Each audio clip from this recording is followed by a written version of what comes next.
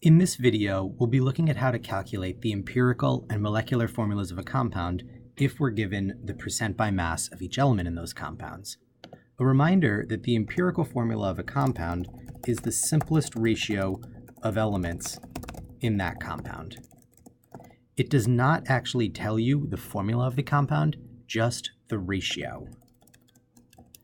On the other hand, the molecular formula is the actual formula of a compound. That is to say, the actual number of atoms of each element in a compound. You're familiar at this point with the idea of percent composition, where we go from a formula to percentages. In these problems, we'll instead be given percent by mass of each element and going to solve for a formula. The first problem reads, chalcopyrite is a bronze-colored mineral that is 34.67% copper, 30.43% iron, and 34.94% sulfur. Calculate the empirical formula for this mineral. And you see two pictures of chalcopyrite above.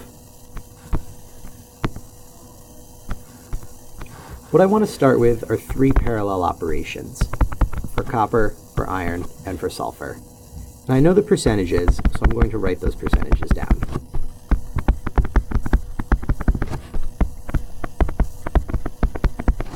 The first thing I want to do is assume that I have 100 grams of chalcopyrite. I don't, but I can still make that assumption, because if I do, that will then give me an equivalent number of grams of chalcopyrite. When we write formulas, we don't write them in terms of gram ratios or mass ratios. We write them in terms of mole ratios. So I want to convert these values to moles. I can do that by dividing by their molar masses.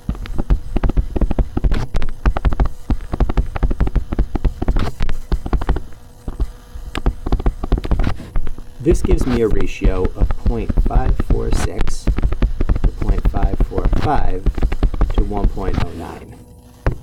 If I were to solve my problem right now, I would have a formula of copper 0.546, iron 0.545, to sulfur 1.09.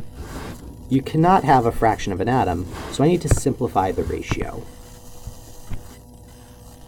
What I'll do now is divide by the smallest number.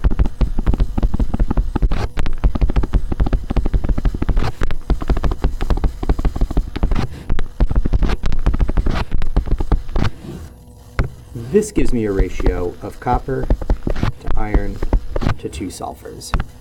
Those are possible atoms or possible ratios, 1 copper to 1 iron to 2 sulfurs, and that is my empirical formula.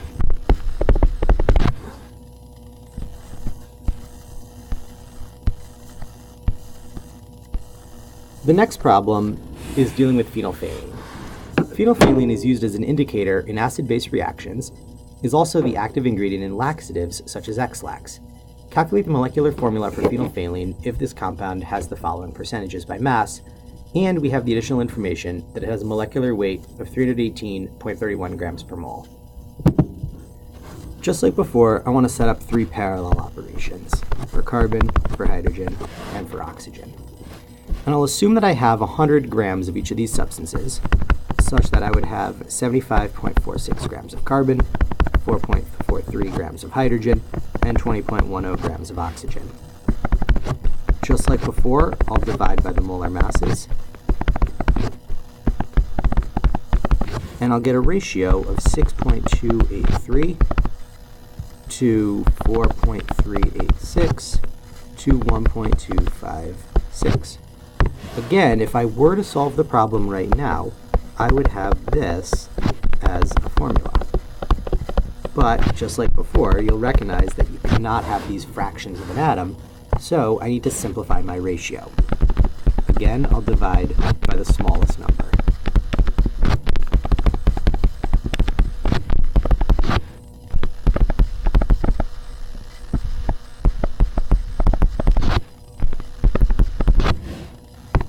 Here, I'm closer to having small whole numbers, C5, H3.501, but I still cannot have half of a hydrogen atom, so I'll need to simplify my ratio one more time. I can do this by multiplying by 2. Because I'm doing the same thing to all three, I'm not changing the ratio at all. I'm simply simplifying. This now gets me a ratio of C10H7O2. C10H7O2 has a molar mass of 159.17 grams per mole. In the problem, I was given the information that the molecular formula of phenolphthalein has a molar mass of 0.31 grams per mole. What I want to know is how many times does my empirical formula fit into the molecular formula? And I find out that it fits in twice. That is to say, the molecular formula is twice as large as the empirical formula. So I can double my empirical formula. That doesn't change the ratio, it's still going to be the same empirical formula, but that will yield C20H14O4.